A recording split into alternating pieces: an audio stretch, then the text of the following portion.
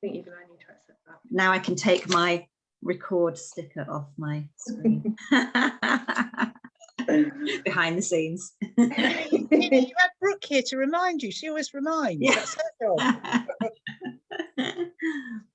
Right then, guys, welcome to How to Stop Overthinking and Start Doing. We are here for the next hour, and in that hour we will be talking to you a little bit about what overthinking is, but we will be focusing on how you can stop it, because it is a pain in the backside. So for the next hour, this is your time. Make sure you can't be disturbed. My kids are under threat of no technology for the rest of their lives. They try and open the door. So I hope you've got something similar in place if you have kiddies. If not, just a lock will do. So make sure you can't be disturbed. Get a pen and paper, because you'll be writing things down. As we run through, Tina and I will be asking questions at intervals, asking you to pop things in the chat box. It's up to you how much you share. There are no rules. Like I say, it's totally up to you. We'll be responding to those as we go through. And I'm going to hand you over to Tina to breathe us in. So we'll do a quick breathe in just to chill you down, calm you down, and bring you to a nice sort of calm state so you can tune in for the session. So if you are comfortable, I would invite you to just close your eyes, place your hands in your lap, and just take a deep breath in through your nose, and then a big sigh out of your mouth. Just let any troubles of the day, all the business of the day go. Another breath in, and a big sigh out. Let it all go. One more.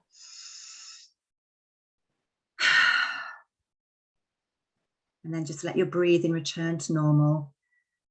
I want you to concentrate on breathing in nice and deep into your stomach. So imagine your belly is a balloon and you're blowing it up. So breathing in, expanding your belly, blowing up that balloon all the way. And then if you can, breathing out through your nose and letting that balloon deflate, contracting your tummy, squeezing all of the air out. Imagine your belly button going to your back. Breathe in again. Deep down in your belly, expand that balloon. And then breathe out through your nose or your mouth if your nose is a bit blocked. And one more time. And breathing out. And just being still for a moment. As Mel said, just allowing yourself to be here and to be present for this next hour, giving yourself permission that this time is for you. And if it benefits you, it will benefit everyone else around you. And when you're ready, just gently opening your eyes and just passing back to Mel for our sort of keynote thing that we do at the beginning of our sessions. Mm-hmm. Right, so just to get us in a really positive state of mind, I'd invite you to drop into the chat box one positive thing you have going on in your life right now.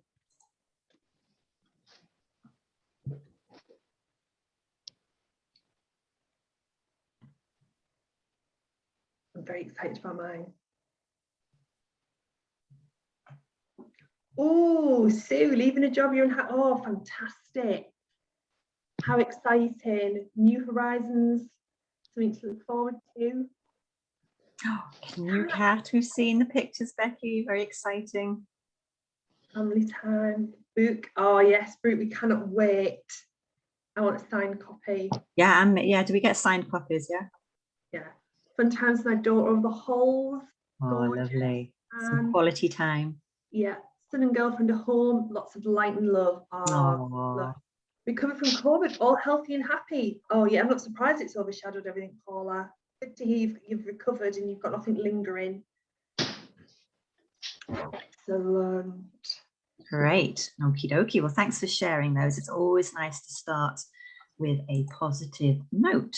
So I am going to share our presentation. Hopefully you will all be able to see that. Yep. So, can you see that, Mel? Yeah? You're on mute. Just give me a thumbs up. Yeah. So, what do we mean by overthinking? So, some people are chronic overthinkers and they pore over every detail and consider every possible outcome, whether it be good or bad. And they're often very critical as they tend to see more of the negative outcomes rather than the positive. And therefore, they often catastrophize and future trip about events that haven't even happened yet. So a recent Harvard study showed that the mind wanders and can be lost in thought for up to 47% of our waking hours. So that's almost half of your life that you spend not in the present moment. But mind wandering is not all bad. It can be daydreaming, which is enjoyable and can be positive. But unfortunately, we can be prone to negative rumination and creating those what if or what will happen if scenarios, which I think there's a few people nodding there who might be aware of that. So who finds themselves caught up in daydreaming a lot during the day, or just realizing that you're not sort of present where you're at? Do you want to jot it in the chat box? Let us know if anyone is aware that they do that or catches themselves. You know, when you sometimes drive somewhere and you're on autopilot and thinking about something, that's sort of being lost in thought. Yes, often, definitely me. The more stressed I am or busier I do drift off, yeah, regularly. Autopilot on driving, yes. And how do you find it normally plays out, the scenarios in your head? Are they nice, or do they tend to get a bit negative or a bit stressy, or you know, overthinking, ruminating about things that you've done? Negative, yeah. Self-critical. Wasteful. So you find the time wasteful, Paula? Potential end of the world, Becky. Worrying about the worst outcome, never the best outcome. Tend to run to bad things happening, something going wrong. Yeah, see how it's natural as humans, we tend to focus on the negative rather than the positive. I carry too much in my head, good and bad. The what if, absolutely. So as we've seen here, we're experts in fueling those negative storylines. And then to make matters worse, we start layering judgment on it whilst we're doing it. So I think maybe the wasteful comment there is a bit judgmental, isn't it, Paula? You're thinking, I've just wasted my time in all that, those thoughts, that mind wandering. So you see how we do the negative thing and then we punish ourselves even more by judging ourselves for that. And it's really easy to race off in the future, especially when we're juggling a lot of things in our lives and we aren't being as quite as mindful and present at things. And I think a lot of people have mentioned that when you're busy and future tripping, thinking about the worst outcomes rather than the best. So this backs up exactly what you guys are saying.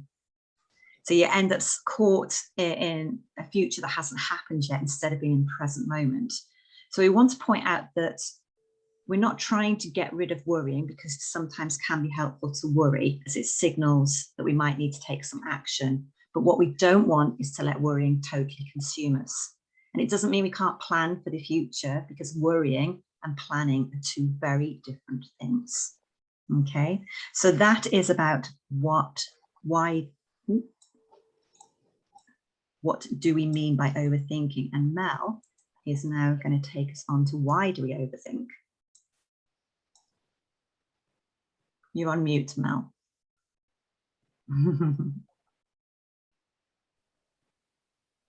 Okay. Are we covering where do we overthink, hun? Huh? It should be, but maybe you changed the word. Sorry, it was why do we overthink? It was supposed to be. But if you go ahead with your words, where do we overthink? Okay, so where do we overthink? So one typical scenario where we overthink is when we are working or at work. So there is a fine line between doing a good job and overthinking to the point of not doing anything because it's not perfect. So at work, you might pore over an email or a presentation. You might keep tweaking it before you send it. You might spend hours on a task at home that could be done in minutes. And the results are that you either don't get anything done or you keep putting things off. So you keep procrastinating. You build things up in your head so that they become so big and all-consuming that you then react out of impulse and fear rather than calm. So, for example, I need to make sure that presentation is perfect or I'll embarrass myself. Or you fuel that negative storyline with, I know I'm going to forget everything I'm going to say. So you're thinking about it so much, that internal dialogue starts to affect your mood, starts to limit your belief in yourself. And often you'll find that this completely psychs you out and it turns into a self-prophesying event. So you think you're going to fail, and then lo and behold, you do. The next big place where we overthink is with relationships. So if you're up for this, tell us who analyzes everything that their partner or their friends say or do. I know for me, this was a huge problem for me. It's particularly in romantic relationships. Becky on the call shares, we used to work together, and she used to call me Melarama, Queen of Drama, because I could come in and turn a simple conversation into this big event, which had to be talked about there and then, and work piling up. And I'm like, yeah, I know, but he said this. What did he mean? Please tell me I'm not alone. Yeah, sometimes. Okay, that's good to know. Not on my own. More what I say, more what I said. Yeah, definitely. Yeah, got that, Janie. Thank you. And when you're doing this, do you think that their actions are directly related to you or your relationship? Couldn't possibly be them or anything to do with them and their world that they live in. Yeah, can be their stuff. Yeah, or just them, they're people too, with a whole life and a whole brain and a whole everything going on. But I know for me, it was always about us. Yeah. So we often ruminate on they exist on a different plane. Yeah, absolutely. In the same way you do, in the same way you're your own person, so are they. Not everything that you do is about them, not everything that they do is about you. But we do often ruminate on things that have happened.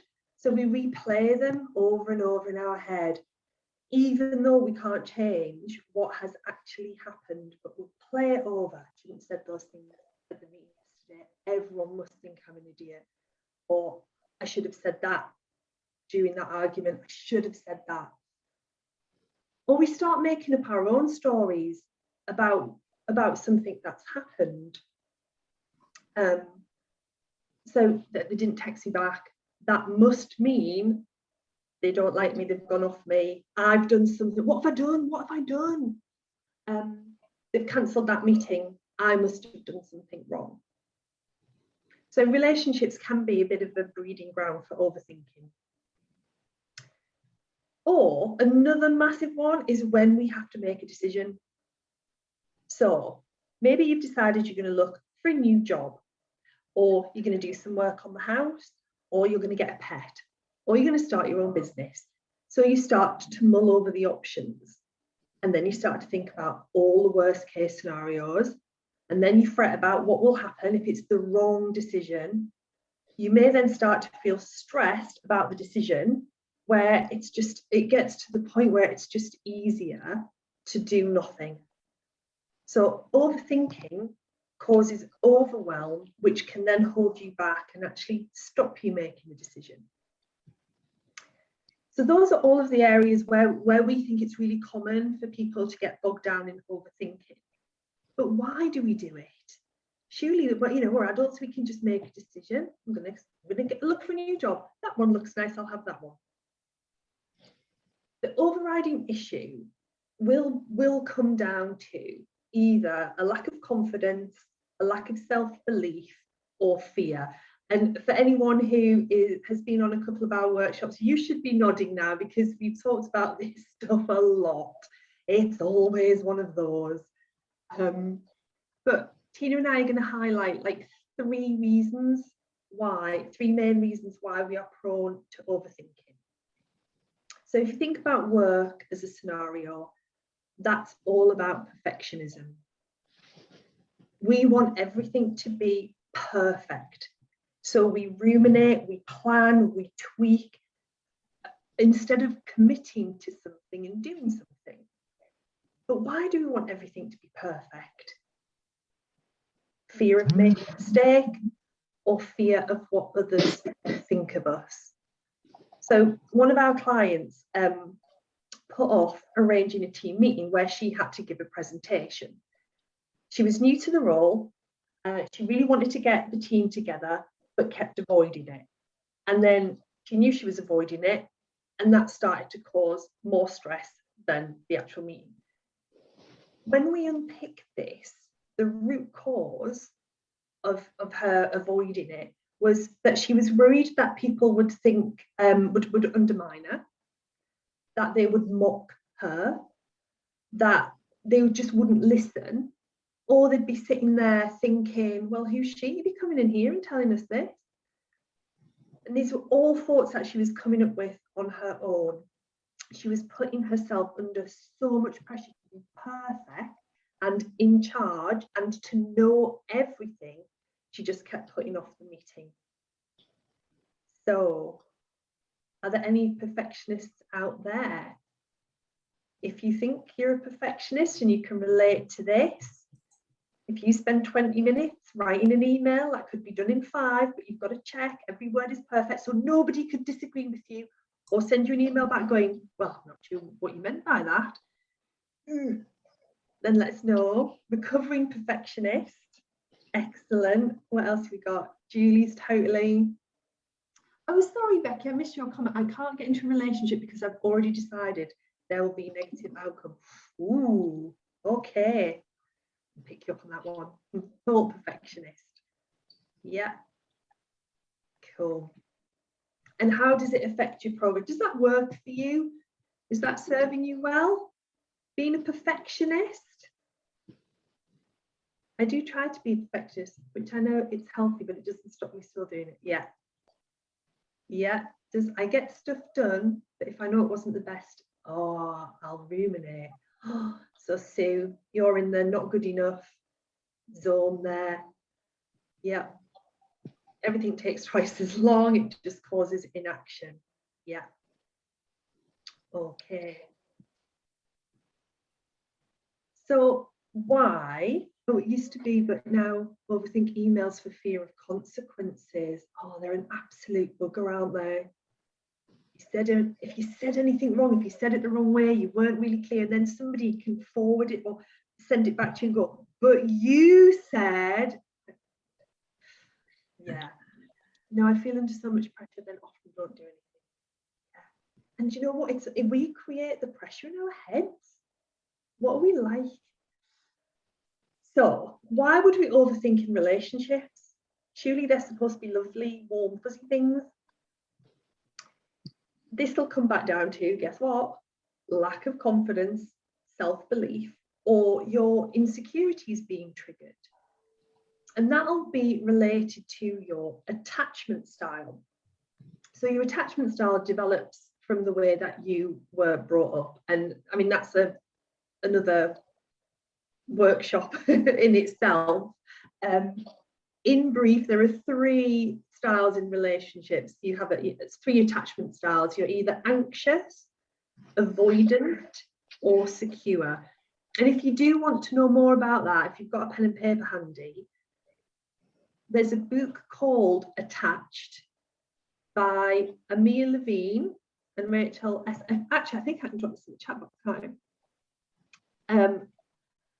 And I read this book and it really opened my eyes and changed my mind about relationships. It was extremely powerful and I would highly recommend it. I'm just putting it in the chat box for you guys.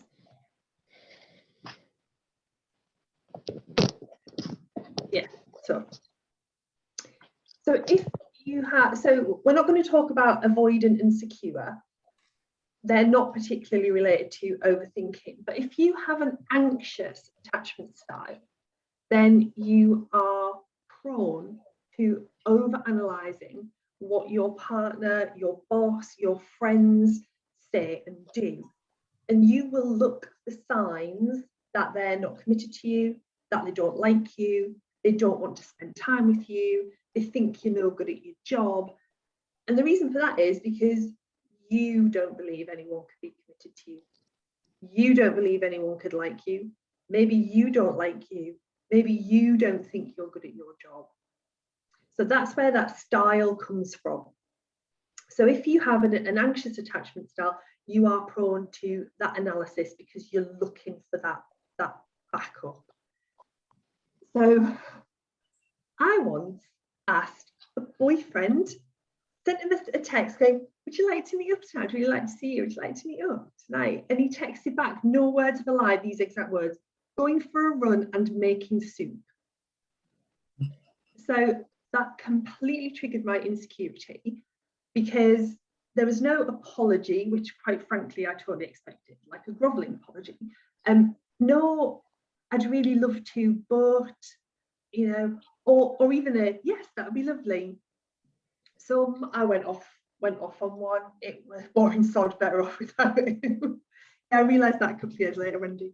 But I convinced myself that there was more to this at that point in time than running and soup, and spent quite a miserable evening just torturing myself, not once stopping to think that the issue, if there even was an issue, could be that he just had a really direct communication style, or in his head he planned to make soup and go for a run, and that's what he was doing, and it had nothing to do with anything else. That were just his plans. But in my head, a good few hours of total anxious worry.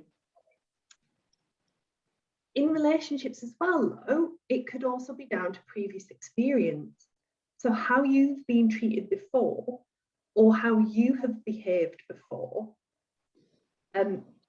could prompt you to start overthinking about what's happening now, because you're thinking about all of the ways that that could happen again. So when Tina talked about catastrophizing earlier, that's a good example of that kind of behavior. So when or why would we overthink when it comes to making a decision? Because that's like our third big area. In short, there are so many options nowadays that we're fearful of choosing the wrong option. So we decide we're going to move jobs. But what if the jobs that you apply for aren't the best ones out there?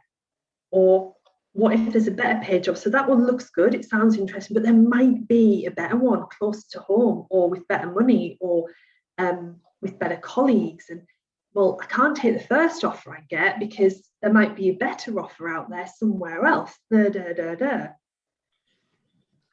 We get paralyzed by choice. So in the year 2000, a couple of psychologists did a study about jam. On a normal day at a local supermarket, they set up a stall with 26 flavours of jam. And then a couple of days later, they set up a stall in the same shop with 6 flavours of jam. Guess which display led to more sales? You don't have to put that in the chat box. It was the one with 6. People were 10, well, the end of the study showed that people were 10 times less likely to buy from the display with the 20, 24, 26 different flavours of jam, because there was too much to choose from. People were like, oh, I'll have the apricot, but then the blueberry might be really nice, but then so might the strawberry, and oh my God, what about the rhubarb and pear? And oh, I've never tried one with chili and jam. Oh my God, I'm not going to buy jam, I'm going to go home. And that's modern life. I think there is so much to choose from. We just don't have the confidence to stick with what we've decided. But making a decision involves that confidence to know that it's the right decision for you at that moment in time.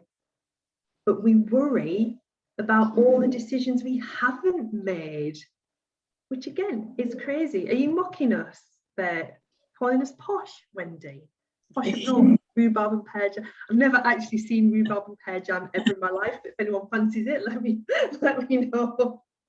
All right, so there we've covered the main areas where we overthink and the reasons for that. And I'm now going to zip you on back over to Tina. So how does overthinking affect us?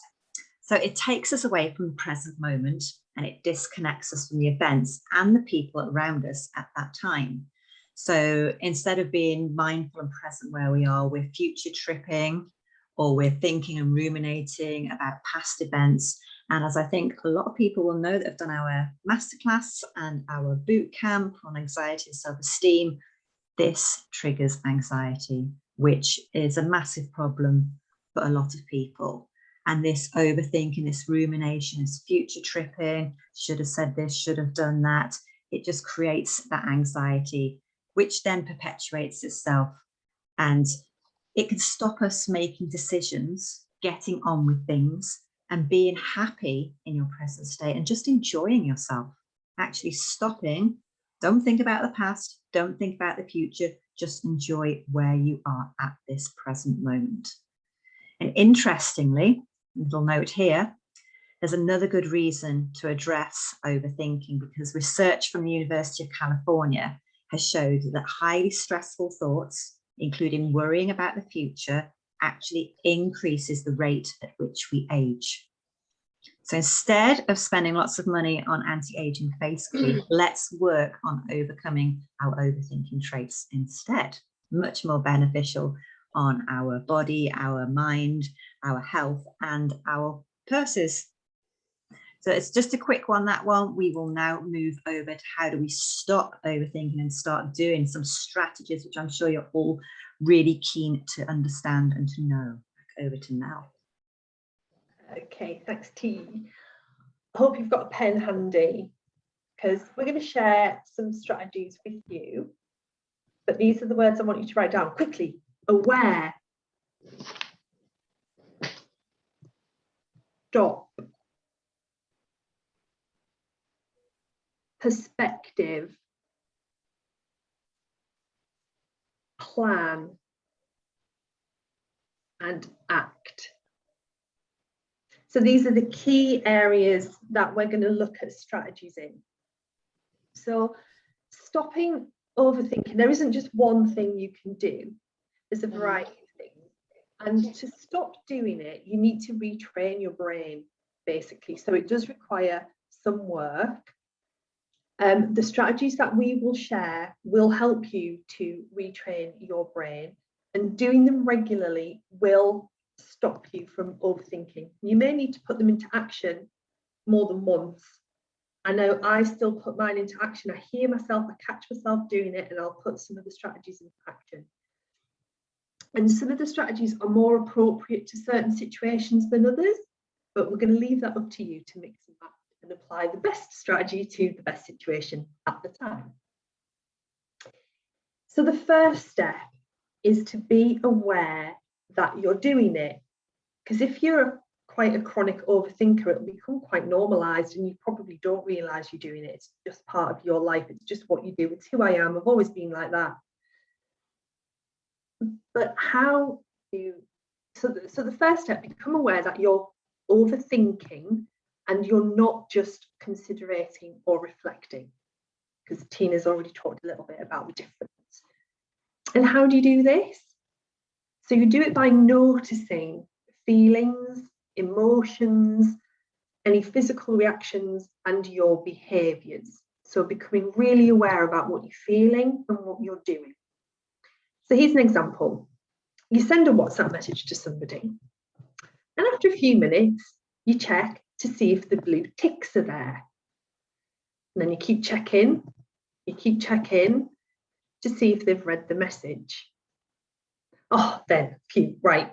You see, they've read it. After 2 hours, what took them so long? I did actually learn you can turn the blue ticks off. Very, very good idea for an overthinker or an overanalyzer. So they've read it, but they haven't responded yet. So you constantly just casually check in. I'm casually checking to see if my boyfriend has responded. Maybe I didn't hear the message.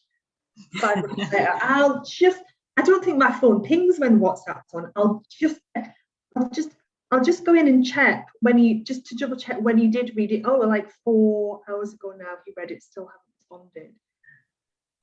And all the while I'm doing that, I'm creating a story as to why there hasn't been a reply. Massively overthinking. Stop it. That is not considering or reflecting. And if you catch yourself in that kind of behavior, ruminating or overanalyzing or constantly checking, notice what your emotions are doing and what feelings are coming up. Do you actually feel good when you're doing this? Or is this behavior bringing out feelings of anxiety or even rejection? Use your feelings as a gauge. And this is really different to reflecting on something where you're quite often objective and you have perspective. So when you start getting into this kind of behavior, stop, count to 10 and tune in. That's all you're doing at this point, tuning in to how you're feeling and what you're actually doing.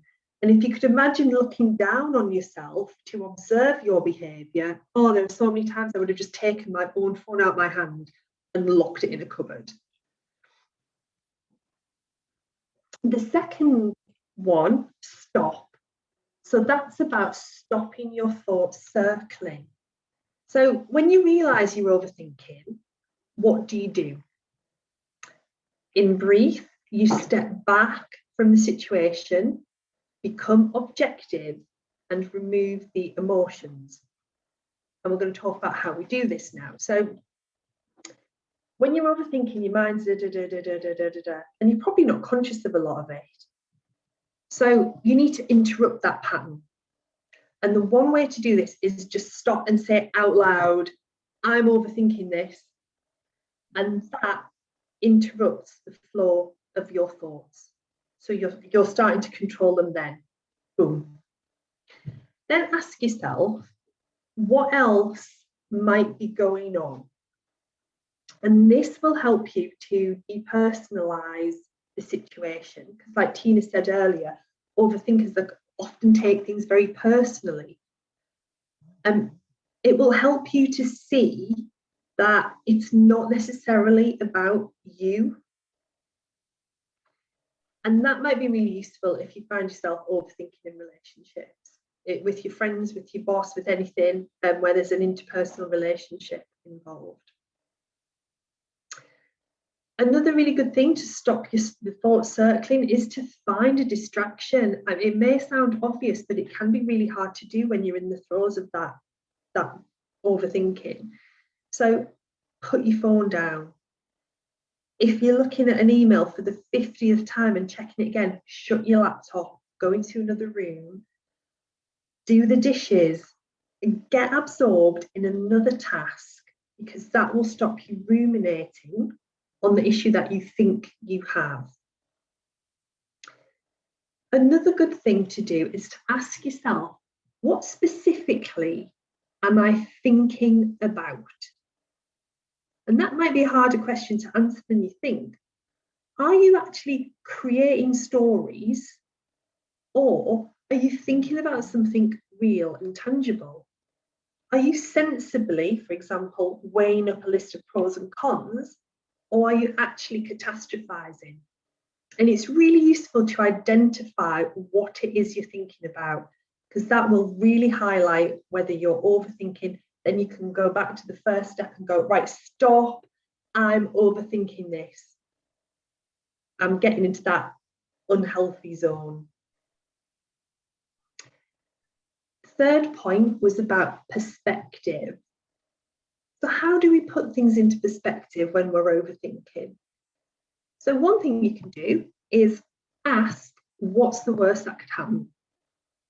Acknowledge the answer. Don't spend hours on it. Chances are that it's not that bad. Then move on and think about what can go right. Ask yourself, what's the best that could happen? So if you're sitting looking at an email that you have to send to your boss, you're like, oh God, she's going to say this, she's going to think that. What's the best thing that could happen when she receives that email? We talked about perfection earlier on being a reason for overthinking. Put into perspective, perfection doesn't exist. Just end of.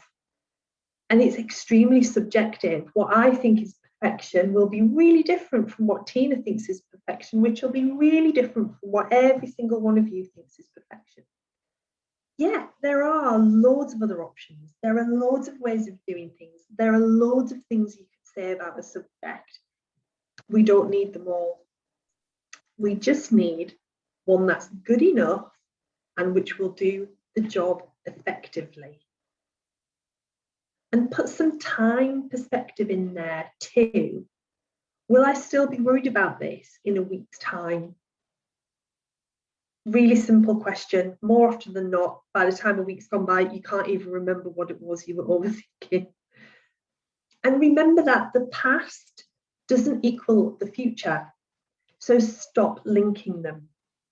Just because it happened in the past, it doesn't mean it'll happen again. It's very unlikely you will get exactly the same situation twice. There will be different people involved. You may have a different role. There may be a different environment, but it's not going to be an exact carbon copy. So you just don't know how it's going to work out the next time round. And a really good way to get things into perspective is talk to a neutral person. And by that, we don't mean like your busy mate who's just going to either wallow in it with you or encourage you to think even more or tell you that there's nothing to worry about and try and comfort you. A neutral person who can help you talk things through, because communicating your thoughts will help you get them into perspective. And seeing them from somebody else's point of view will help you get a different perspective. And particularly if you do get caught up in that, oh, it's all me, it's my fault, I've done something wrong, it is really useful to get somebody else's take on that. And finally, when it comes to perspective, let go of all of the other options, because you will never, ever know what would have happened if you'd bought the gooseberry jam instead of the blueberry jam. If I hadn't got married, if I'd decided to stay single, if I'd gone for that job instead of that job, we will never know. Choose, and it is choice, choose to accept the decision you have made and focus on what you are doing as opposed to what you're not doing. Because I think what overthinking does is it takes us down all of the other avenues all at once, and it's pointless. When you've done all of that, get a plan. Focus on solutions, not the issue, and create a plan of action. And this is where you start getting into the doing instead of the thinking. And if you're struggling to make a decision, then try asking yourself these 4 questions. And you might want to write these down because these are corkers. What would happen if I did? What would happen if I didn't? What wouldn't happen if I did? What wouldn't happen if I didn't? So, like Tina was saying earlier, we don't want to stop people worrying, because that can be a good push for us sometimes. We don't want to stop people thinking, but these questions can help you can help take you through a thought process in a really structured way so you keep focused rather than going off down different rabbit holes. You're very focused on one decision that you need to make, and they take you quite deep. Don't just stop at one answer for each question either. It's cheating. Another way to make a decision is to ask your subconscious the question or pose the situation before you go to bed, or when you're doing something else like exercising or meditating, or you're in quite a relaxed state, because your mind is likely to be more creative and come up with a solution when your subconscious mind is free to just provide the answers. If we're sitting there deliberately forcing ourselves to think, that's when we're more likely to get tied up in knots. So once you've made your decision, whatever that might be, then make a plan on how you're going to act on it. And this is the last point, the act. Decide and plan when you're going to do it, exactly what you're going to do. And if you can't do that immediately, then decide when the plan needs to happen. And do this by setting a time limit, brainstorm the plan, choose one solution, and then act on that solution. This will take you away from the thinking and into the doing, because you're being super focused on the decision that you've made. So again, you're consciously taking control and you're deciding when to give your time and energy to something and when to leave it alone, and what to leave alone as well. Now, I appreciate that's quite a lot of info. If at the end, if you want us to go back through anything, or if you've got any questions, just drop them in the chat box. So if we stop and we connect with our senses and events in the present, we can have more control over our plans, and we can point them ideally where we want them to go, rather than firing off in multiple directions where the thoughts are all going like this, but there isn't really a point. We're just letting our minds run riot. So by being focused, that's mindfulness, paying attention on purpose, but with a kind and compassionate mind. So those were your mindset strategies. Hope you managed to capture some of those.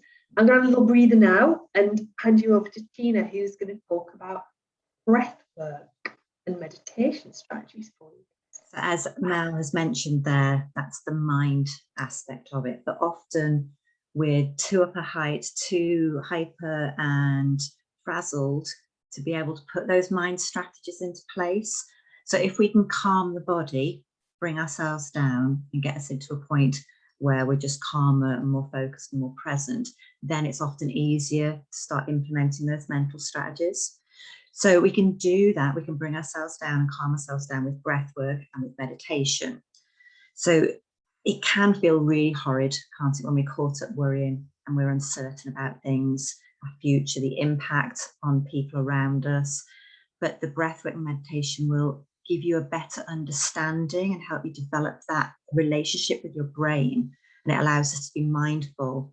But it is something that we need to practice. We need to remind ourselves of the skill regularly. So just meditating for 10 minutes a day can help shift your mind from that worrying state to being a more stable and more focused kind of state.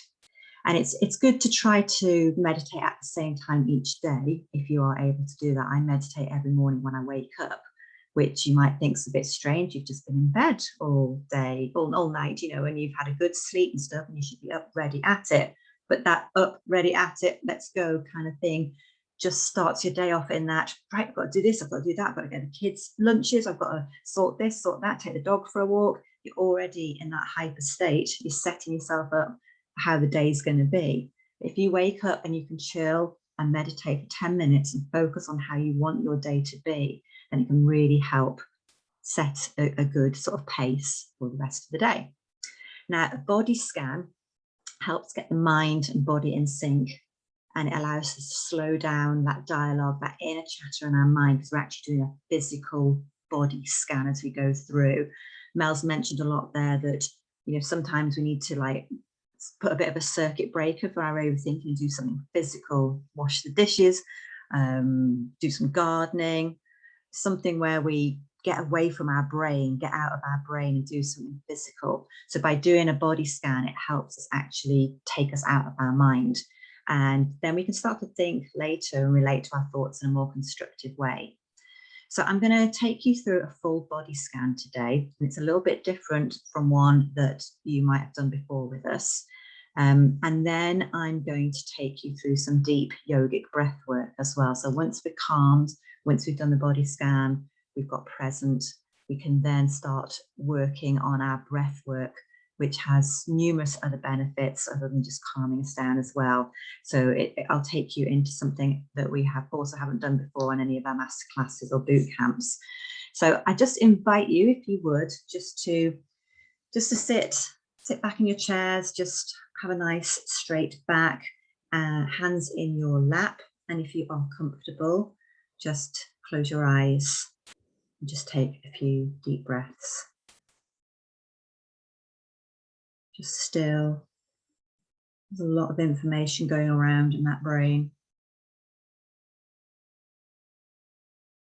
Just a few nice deep breaths, just to still ourselves, calm ourselves down, stop those thoughts going through our head.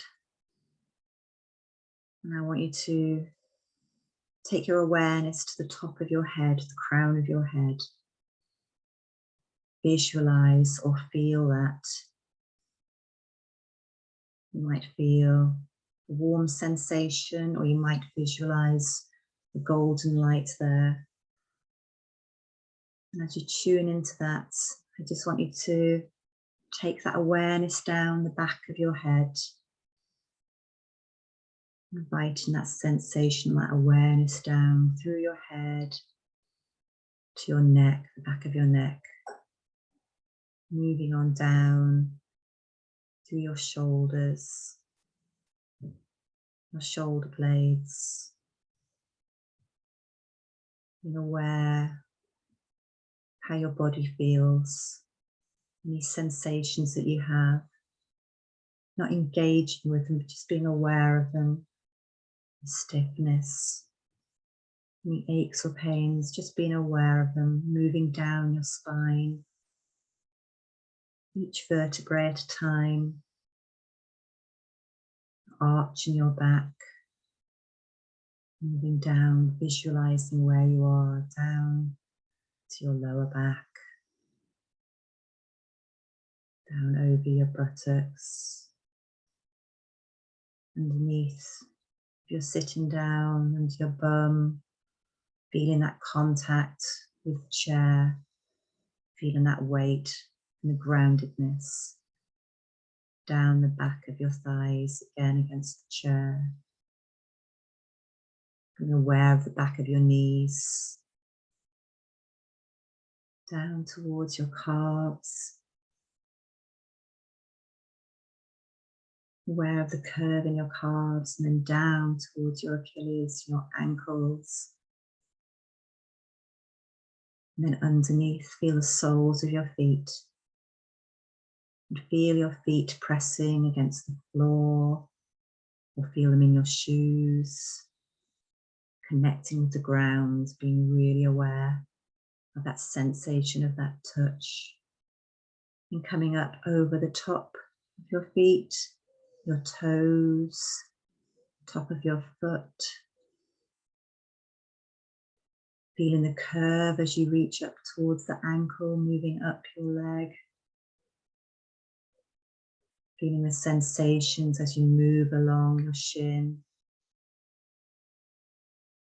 Up towards your knees. Again, the sensation of the light as you're moving with that wonderful curve of your knee. Up towards your thighs. Again, being aware of that sensation from below, from the chair. You might still have some energy or some light from underneath your thighs, some tingling. Moving on up your thighs towards your hips, the front of your hips and your pelvis. Up towards and over your tummy, your navel, reaching your rib cage. The sensation as you go over each rib, feeling that lovely curve as you move up over each rib, over your chest, up towards your neck, and out, down, over your shoulders, being aware of the sensation as you move down your arms, tops of your arms, your elbows. Feel the crease on the inside of your elbow, moving down your forearms, fleshy part of your arms, all the way down to your wrists. You know how your arm is getting smaller around your wrist and then moving out towards your hand, your palm, your thumb, your fingers. There might be some tingling. And then we move back up the arms, through the elbow, up to the shoulders, through our throat. And that lovely sensation, that opening up of your throat, expanding, allowing those thoughts to be spoken out loud, taking them out of your head, making them heard, hearing them, giving them perspective. And up through your chin, over your mouth, front of your face, your cheeks, your nose, your eyes, up to your forehead. Bring that tingling sensation, that awareness all the way up, right back up to the top of the head, to your crown. Just feel your body completely surrounded by that lovely energy that you've just created. That awareness of every single part of your amazing body. Grounding yourself, bringing yourself into the present moment. Just enjoying this time, this moment, where we are exactly now.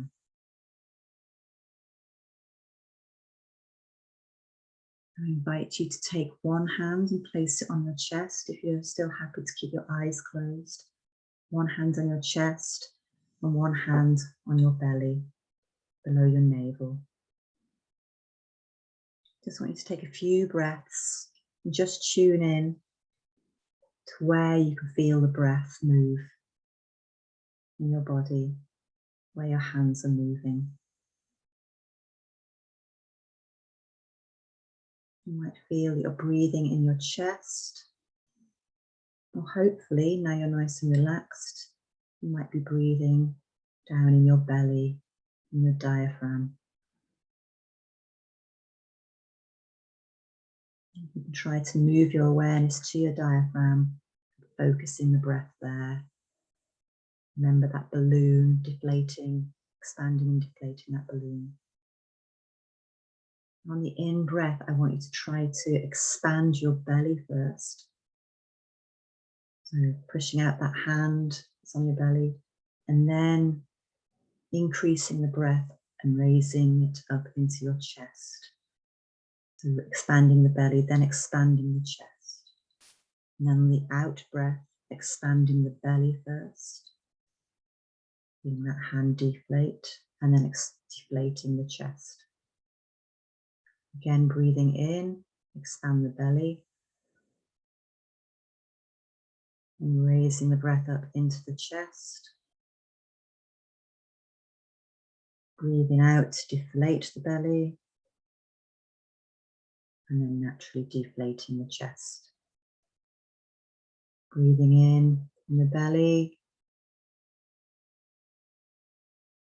All the way up to the chest.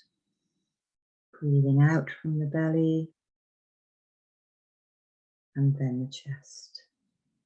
This creates a nice wave movement through the body. So now just try to do it on your own for a few breaths. Use your hands as the gauge to feel the movement.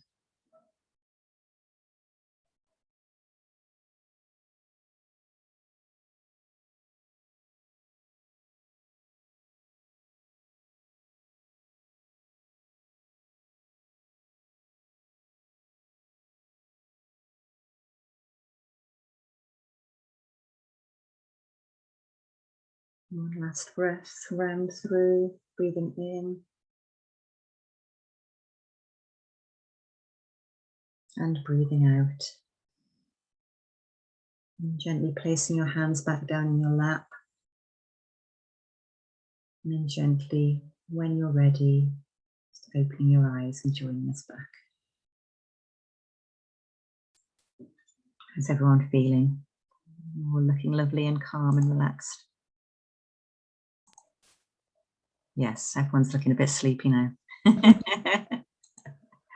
That's so good, Tina, because you've really got to concentrate on that pattern of your belly, then your chest, then your belly, then Connecting your in chest. with the body, a physical thing, which really helps take you away from your brain.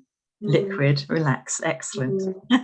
Yeah, I challenge anyone to carry on really thinking about something while they were doing that. Yes, you have to really concentrate with Yeah. the deep yogic breath. It's not a natural kind of movement, but the fact that you really have to concentrate, that is so valuable for moving the mind away from its frenetic state and tuning into the body. And I'm sure you most probably all feel a lot more stable and calm and focused. And now if we gave you something to solve, you'd most probably have a lot better chance of having a solution and a plan of action at that point. So remember that. I mean, that was like maybe what, 6-7 minutes, doesn't take long. So remember to do that. It's really useful. Cool.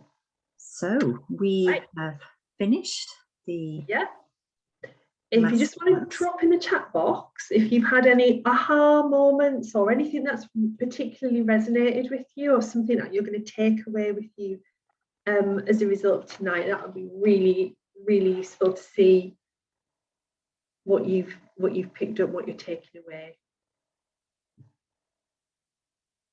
I hope you've all had a lovely time.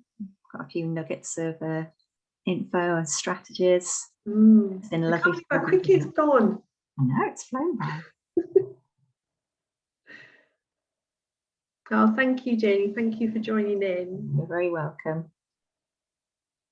That nice to meet some new people as well. Stop and plan strategies. Yeah. Cool. Yes, just stop and plan. You'll get more done if you really think about it and you focus, and if you just let your mind keep going and keep going and keep going. Be aware and consciously stop. Yeah. Those core questions, got them written down, very helpful. They are amazing. The negative ones are really good. I think we often think what would happen if, but we often don't think what wouldn't happen if I did or didn't do that. Yeah. So it definitely gives you a different slant to look at. Yeah. 5 steps you shared, Matt. I'll certainly attempt to put that into practice at work. Definitely. When you're getting pulled in 85 different directions at work and you don't know what you're thinking about, don't know what day it is, absolutely. And pattern into it with the breathing technique, and then the stopping and planning and the focusing will work wonders. We will put this recording on YouTube, and we'll send you the link to that tomorrow so that you can replay it and go through anything if you so desire. Right. So I think we just wanted to wrap up, just say that we are here if you ever need us. You know, if you want any intensive or any coaching or just any questions and you're in the Facebook group, drop it in there. But we're here for you to serve you. So please do reach out to us if you have any questions or need any help with anything. Okay. Yeah. And thank you so much for your time tonight, for your interaction, because that really helps. Lovely getting to know you guys, getting to know some new faces and see some more familiar ones as well. So go forth and have a lovely chilled evening. Oh, hang on, is your Facebook group the best place to know what you offer? Facebook group, or we're on LinkedIn as well. And we talk a lot in there about what we do.